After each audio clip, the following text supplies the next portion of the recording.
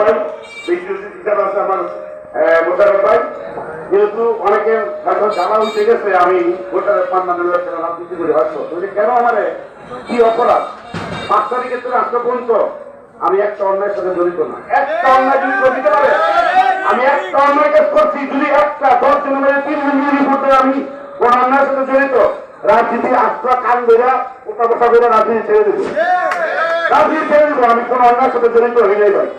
আমার কি অপরাধ এই সোনারগাঁও ভালো রাখার কারণে নাকি আমার অপরাধ করতে পারিনি? যাই হোক, কিন্তু যেহেতু এই মসজিদ নামাজের টাইম হয়ে গেছে, এই আমার চ্যানেল যেই কাহিনীটা আমি আগামী প্রোগ্রামে ইনশাল্লাহ আমি তুলে ধরবো, এই আশাবাদ ব্যক্ত করে আমি সবার থেকে বিদায় নিলাম।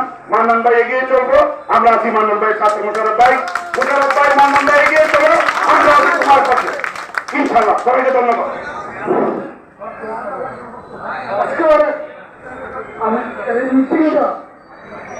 আজকের এই জনসভা যারা আয়োজন করেছেন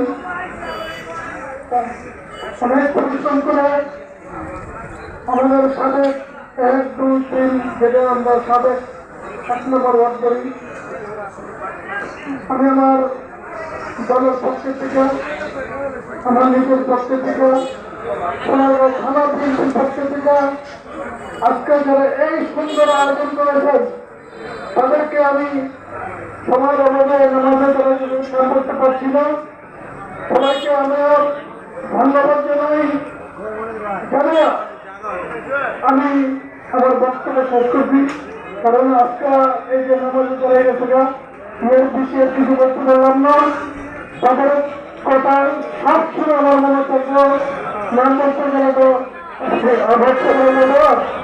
আমারও সেখানে সবাইকে ধন্যবাদ জানাই।